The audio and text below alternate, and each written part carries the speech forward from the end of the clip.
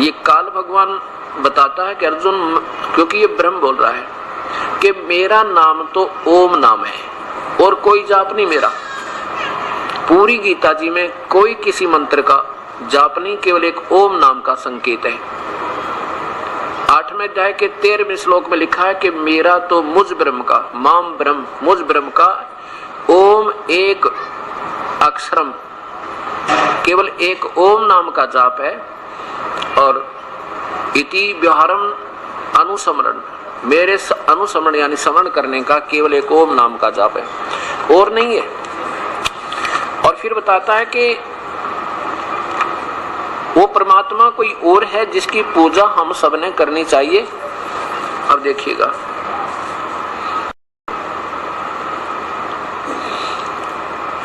ये पवित्र गीता जी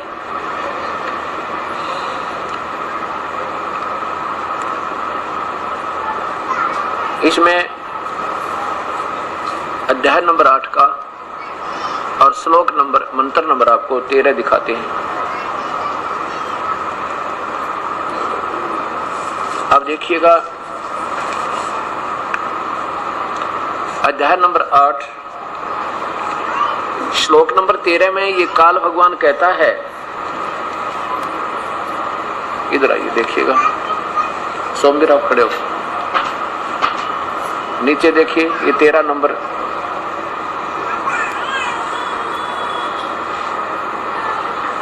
ये 13 नंबर श्लोक है। इसमें क्या लिखा है नीचे देखो, ओम, नीचे करिए, ये संस्कृत देखिएगा, ओम इति, इति माने यह है, ओम एक अक्षरम, केवल एक अक्षर ओम है मेरा जाप। माम ब्रह्म, माम ब्रह्म मुझ ब्रह्म का, व्यवहारन माने उच्चारण करके, अनुस्मरण माने सिमरण करने का, मेरा मुझ ब्रह्म का केवल एक नाम है। और वो कैसे जपना है, ये जो प्रयाति तजन देहम, तजन माने छोड़ना और देह माने शरीर, अंतिम श्वास तक, जब तक शरीर छूटे तब तक इसको जो जपते हैं, सह वो व्यक्ति याति माने प्राप्त करते हैं परमाम गति, मेरी परम गति को। बस भगवान ब्रह्म कहता है ये काल मेरा तो एक जाप है। और फिर कहता है कि वो परमात्मा कोई और है, अर्जुन 18वें अध्याय का 62वां श्लोक, जिससे ये अपना सत्संग बार बार इन 2-4 श्लोकों से संबंधित रहेगा। और देखिएगा अध्याय नंबर 18 का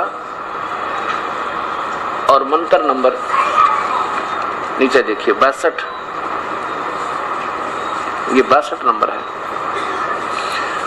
क्या बताया कि हे भारत, सब प्रकार से उस परमेश्वर की शरण में जा, उस परमात्मा की ही कृपा से तो परम शांति और सनातन परम धाम को प्राप्त होगा। सनातन परम धाम माने सचखंड, सतलोक, सनातन धाम, सदा रहने वाला विनाशी अमर लोक, वहां चला जाएगा। और फिर कहता है कि उस परम पिता के बारे में, इस भगवान के बारे में मैं नहीं जानता, इसको तो आप उन तत्वदर्शी संतों के पास जाकर उनसे सुनो और फिर वो जैसा मार्गदर्शन करे तुम ऐसा करना। अपना तो बता दिया कि मेरा जाप करना तो ओम नाम है, बस, दूसरी बात नहीं। और यदि उस परमेश्वर की शरण में जाना, उसके लिए उन तत्वदर्शी संतों को ढूंढ ले और फिर वो जैसे विधि बताऊं भाई ऐसे करना। ये देखिएगा अध्याय नंबर 4 का श्लोक नंबर 34।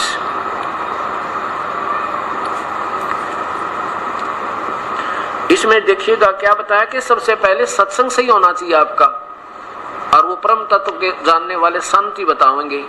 तो सत्संग का से तो रास्ता ठीक हो गया, तेरा मार्ग, तेरी आत्मा में पता लग गया कि मार्ग ठीक है, तो फिर करना उसको। इसलिए सत्संग पहले होना चाहिए, फिर बाद में प्रस्थान करे उस मार्ग पे।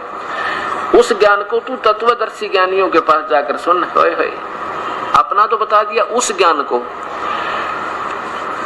और समझ, उनके पास जाकर समझ, उनको भली भांति दंडवत प्रणाम करने से, सेवा करने, उनकी सेवा करने से और कपट छोड़ के सरलता पूर्वक प्रश्न करने से वह तत्व परमात्म तत्व को भली भांति जानने वाले ज्ञानी महात्मा तुझे तत्व ज्ञान का उपदेश करेंगे। अब फिर ये भी बता दिया वो तत्वदर्शी संत होगा कैसा, 15वें अध्याय के अंदर आपका इसका निर्णय मिलेगा। और पहले श्लोक में 15वें अध्याय के प्रथम श्लोक में आपको ये निर्णय मिलेगा कि वो तत्वदर्शी संत है कौन, उसकी क्या पहचान है। ऐसा पवित्र शास्त्र गीता जी जैसा ब्रह्म तक की साधना का और ज्ञान पूर्ण ब्रह्म का भी है इसके अंदर। ऐसा पवित्र शास्त्र इस संसार में नहीं है। ये ब्रह्म तक की साधना का 1 नंबर का और पूर्ण ब्रह्म की साधना का पूर्ण परमात्मा कबीर साहब की वाणी 1 नंबर पे, और उसी के साथ सहयोगी वाणी गुरु ग्रंथ साहिब महला पहला की वाणी और आदरणीय गरीबदास जी की वाणी जिन्होंने परमात्मा को आंखों देखा, वो 1 नंबर पे है पूर्ण परमात्मा के मार्ग की। और गीता और वेद 1 नंबर का है ब्रह्म तक की साधना का, और ज्ञान इसमें पूर्ण है। अब इसमें क्या बताया है कि ऊर्ध्व मूलम, ऊपर को जड़ वाला, पहले श्लोक में ऊर्ध्व मूलम, ये ऊपर को जड़ वाला,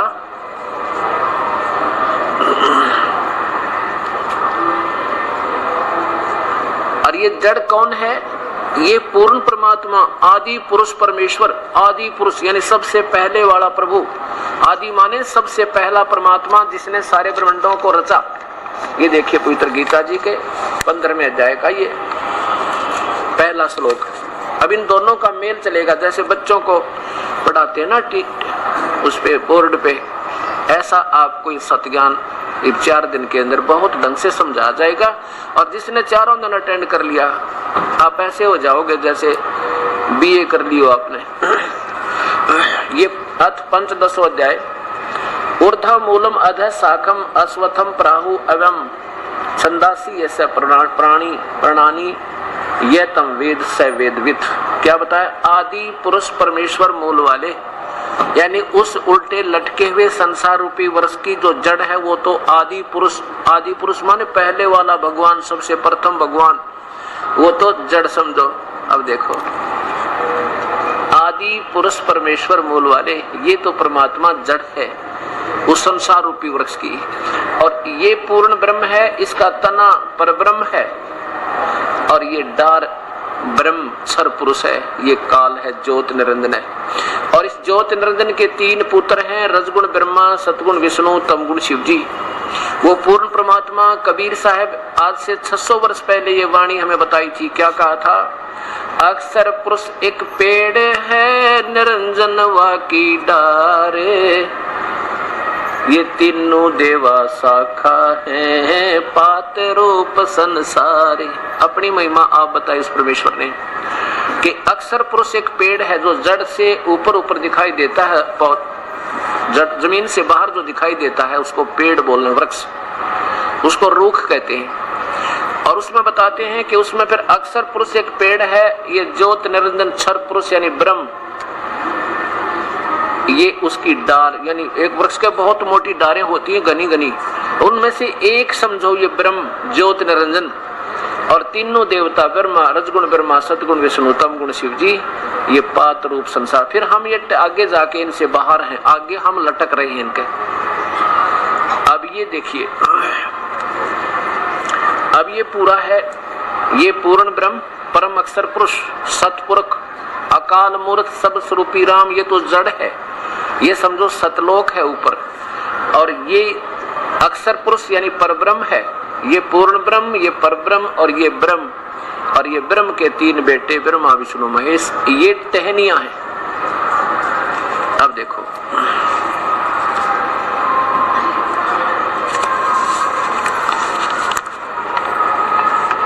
आदि पुरुष परमेश्वर मूल वाले गीता जी के 15वें अध्याय का प्रथम श्लोक के वो जड़ तो पूर्ण परमात्मा है उसकी। और अधः शाखम, अधः शाखम माने नीचे को शाखा, अधः माने नीचे को, शाखा माने शाखा, ब्रह्मारूप मुख। ये तो इन महापुरुषों ने अपने ढंग से इनको करने की चेष्टा की, ये जोड़ जुगाड़ जुड़ा नहीं इनसे। अधः शाखम माने नीचे को शाखा। देखो अधः माने नीचे होता अधः, नीचे देखिए ये, अब अधः का आपको दिखाता हूं। अधः माने नीचे होता है, अधः की वजह से ये देखो अधः नीचे, और यहां भी लिखना था अधः शाखम, नीचे को शाखा वाला। संसार रूपी पीपल के वृक्ष को अविनाशी कहते हैं, वेद जिसके पत्ते कहे गए हैं। और उस संसार वृक्ष को यानी सारे ब्रह्मांडों की रचना को जो संत मूल सहित जानता है, जड़ से लेकर तना कौन है, डार कौन है, टहनियां क्या हैं, पत्ते कौन हैं, इनको जो सही बता देगा, सह वेदवित, वेद जो ये वेद जो ये तत्व से जानता है वो सह वेदवित, वह वेद के तात्पर्य को जानने वाला है, वो तत्वदर्शी संत। तत्व से बता देगा वो तत्वदर्शी संत, समझना। अब निर्णय भी दे दिया पवित्र शास्त्र में कि कौन होगा वो तत्वदर्शी संत जो सारे ब्रह्मांडों को और संसार रूपी वृक्ष को जड़ से लेकर टहनियां तक नारी नारी गिनवा दे, वो तत्वदर्शी संत, समझना। अब क्या बताते हैं आगे देखिए। अब इसमें दूसरे में बताया है कि उस संसार रूपी वृक्ष की तीनों गुण रूप, रजगुण ब्रह्मा, सतगुण विष्णु, तमगुण शिव जी। अब ये भी एक बार फिर समस्या हल करनी पड़ेगी कि रजगुण ब्रह्मा है, सतगुण विष्णु है, तमगुण शिव जी, तब ये बात आपको समझ में आएगी। इसके लिए आपको प्रमाण देता हूं पवित्र शास्त्र, देवी भागवत, महापुराण, और ये मेरे पास है संस्कृत रखी है, इसमें संस्कृत भी साथ है और हिंदी भी इसका अनुवाद है।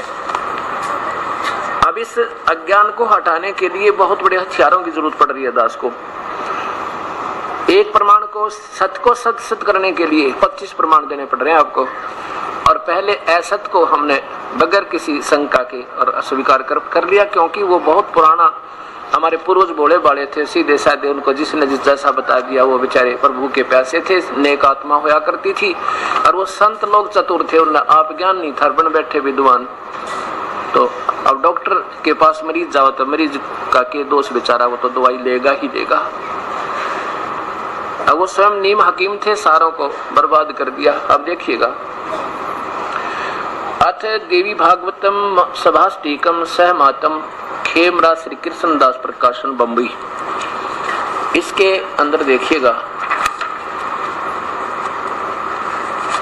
ये तृतीय सकंद प्रारंभ होता है, ऊपर द्वितीय समाप्त होता है। अथ श्रीमद देवी भागवते सभाष्टीकम 62 टीका युक्ते तृतीय सकंद प्रारंभते। इसमें भगवान शंकर स्वयं कह रहे हैं अपनी मां को, दुर्गा को, कि हे माता, ये देखिएगा 7वां मंत्र समाप्त हुआ, 8वां प्रारंभ होता है। हे माता, यदि हमारे ऊपर सदा आप दया युक्त हो तो हमको तमोगुण में किस प्रकार प्रदान किया, मैं तमोगुण क्यों बनाया, रजोगुण ब्रह्मा रजोगुण और हरि सतोगुण। फिर देखो एक बार, हे माता, शंकर जी कह रहे हैं, यदि हमारे ऊपर सदा आप दया युक्त हो तो हमको तमोगुण क्यों बना दिया, और ब्रह्मा रजोगुण और हरि सतोगुण। फिर संस्कृत देखिएगा, कोई संस्कृत कोई लंबी चौड़ी कहानी नहीं है, ये तो बिल्कुल आसान है, एक बार समझ में आ गई। ये 7वां समाप्त हुआ। 8वां, यदि दया धर्मना न सदा अंबिके कथम अहम विहित है, मुझे क्यों बना दिया, क्या तमोगुण, मुझे तमोगुण क्यों बनाया, और कमल जय, कमल से उत्पन्न होने वाले ब्रह्मा को रजोगुण संभव रजोगुण क्यों बना दिया, और सुविता के मुंह सतोगुण हरि और सतोगुण भगवान विष्णु को आपने किस लिए बना दिया। अब ये तीनों भी दुखी बेचारे। अब देखो, किसी का बेटा मरे, किसी की बेटी मरे, किसी के पूरे परिवार के परिवार विनाश हो जाते हैं, जैसे भूकंप वगैरह आ जाते हैं। अब ये तीनों देवता भी दुखी होते हैं, इनसे ये काम काल करवा रहा है। ब्रह्मा के एक ऐसा गुण बना दिया कि हम सब जीवों में ऐसी उसकी रेंज आ गई कि हमारे ऊपर उसका प्रभाव है, हमारे बस की बात नहीं, और ना ब्रह्मा जी के बस की बात। जैसे कोई मिर्च बना दी, अब ना मिर्च का दोष, मिर्च का गुण असर करेगा ही करेगा। छोंक लगता है रसोई में मिर्चों का, और अफेक्ट करा उसने, जाकर तीसरे कमरे में छीकम छीक कर दिए। मूल वस्तु आकार में रसोई में है, उसका गुण पहुंच गया तीसरे कमरे में और वो अपना छींके आ रही है, बस की बात नहीं, वो आएंगी आएंगी। ऐसे ही काल ने इन तीनों को ऐसा बना दिया, अब इनका दोष कति नहीं। अब हमने यहाँ से अपनी भक्ति को सुचारू करने में इन तीनों देवताओं का सहयोग लेना पड़ेगा और तब हम सफल होंगे, नहीं तो हो नहीं सकते, क्योंकि हम विदेश आए हुए हैं और ये यहाँ के मंत्री हैं। हमने इनका साथ और बहुत प्यार के साथ, मेरी बहुत ही ज्यादा सत्कार से इनका हमने सत्कार करना है और फिर हम यहाँ से निकलेंगे। कैसे? अब भगवान ब्रह्मा के अंदर एक ऐसा गुण भर दिया कि उसकी रेंज हमारे ऊपर 3 लोक के प्राणियों पर है। कहाँ का? ब्रह्मलोक में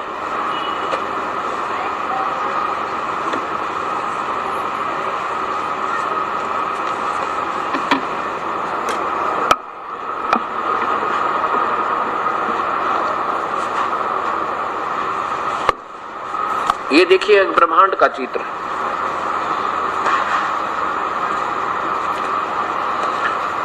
ये ब्रह्मांड का चित्र देखिएगा। इसको पिंड भी कहते हैं, इसी को अंड भी कहते हैं, क्योंकि इसकी अंडाकार से शकल है, सारी बाहर से शेप है एलिप्टिकल, और इसको एक ब्रह्मांड भी कहते हैं। इसको पिंड क्योंकि सारे शरीर में एक ब्रह्मांड का ही विवरण है। अब इसमें क्या है, ये एक स्थान बना रखा है इस काल भगवान ने, ब्रह्मलोक। जैसे कल जो पुण्यात्माएं थी उनको ये पूरा विवरण का पता लगा, इन ब्रह्मा विष्णु महेश की उत्पत्ति कैसे होती है।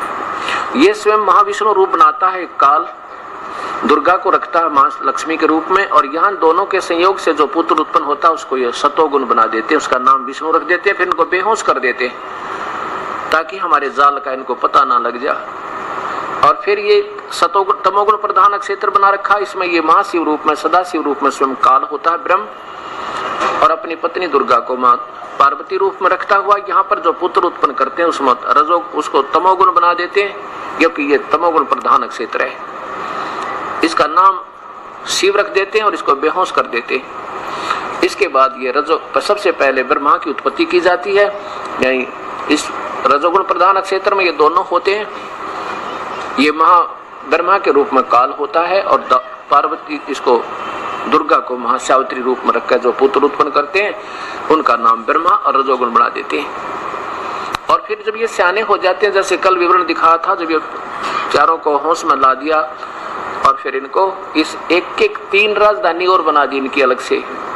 यहाँ बैठकर ये तीनों भगवान केवल इस स्वर्गलोक में, इस पृथ्वीलोक पर और इस पाताल लोक के प्राणियों पर इनका अधिपत्य है, एक एक विभाग का। बस ये समझो एक ब्रह्मांड है, ये एक राज्य समझो, प्रांत है, और इसमें काल ये ब्रह्म as a chief minister role कर रहा है, और इसके 3 पुत्र हैं, ये यहाँ के मंत्री हैं। और फिर देखो इस काल के ऐसे ऐसे 21 ब्रह्मांड है, इस काल के ऐसे ऐसे 21 ब्रह्मांड है। एक ब्रह्मांड आपने देखा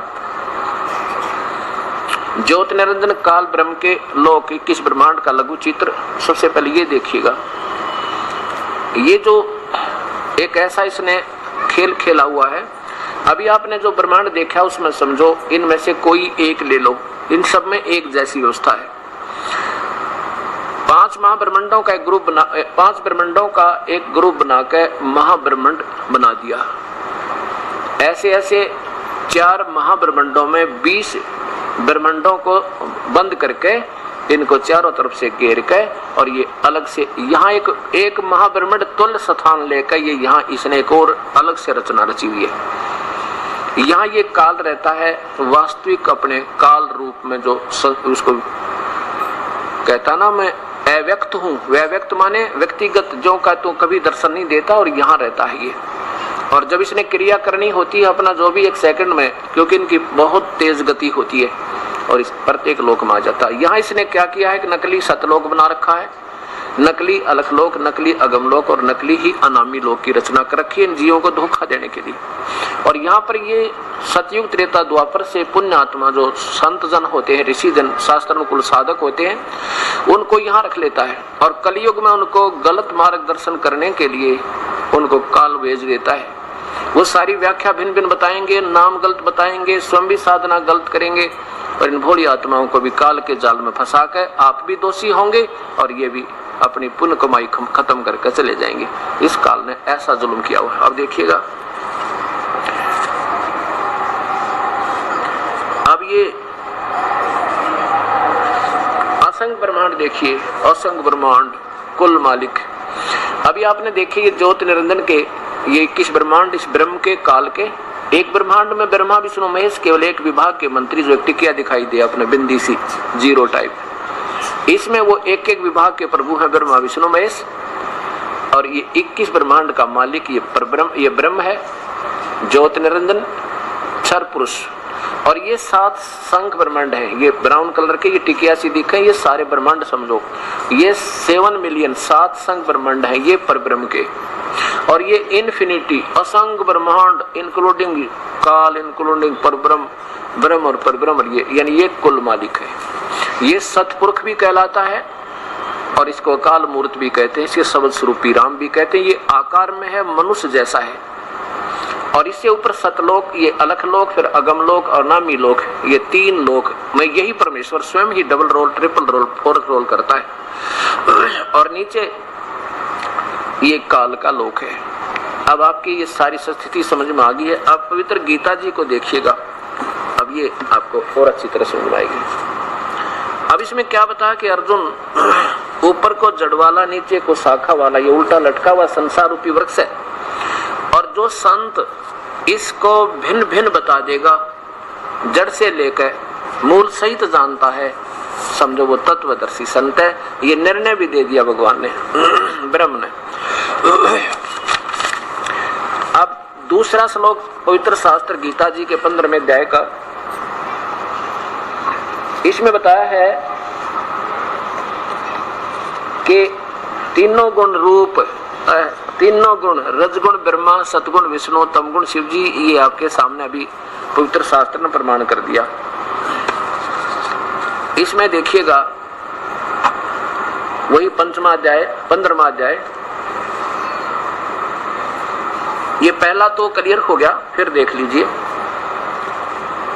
क्योंकि ये एक ऐसा निर्मल ज्ञान है 100 बार सुनेंगे जब समझ में आओगी। जैसे बच्चा प्राथमिक पहली कक्षा में जाता है, प्रथम क्लास में, और सारा साल पढ़ाते हैं A for apple, B for book, C for cat, जब जाकर कितना 1 साल में बेचारा उस लाइन को पकड़ता है। ऐसे ये नया ज्ञान होने से इसको जितनी बार सुनोगे उतना आनंद आएगा।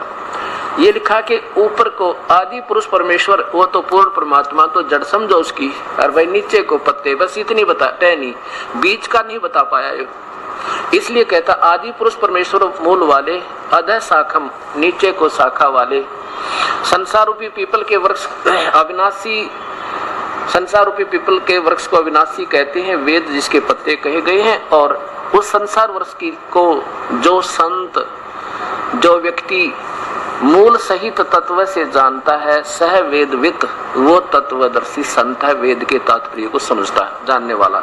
2 इसमें क्या कि तस्य माने उस संसार रूपी वृक्ष की गुण प्रवर्धा, यानी ये बड़ी हुई रजगुण ब्रह्मा, सतगुण विष्णु, तमगुण शिव जी, तीनों ये शाखा, ये जल से बड़ी हुई नहीं, ये उसी के अंश, विषय पर वाला शाखा। अब संस्कृत साफ देखनी होगी, विषय पर वाला माने विषय विकारों की कोपल और शाखा रूपी, ये तीनों गुण रूपी शाखा। अधः माने नीचे, च माने और, ऊर्ध्व माने ऊपर, ऊपर और नीचे। ऊपर और नीचे कहा, इन्होंने अनजानपने में क्या लिख दिया, सर्व, सब जगह सर्व नहीं, यही इन महापुरुषों की कमजोरी, ये समझे नहीं।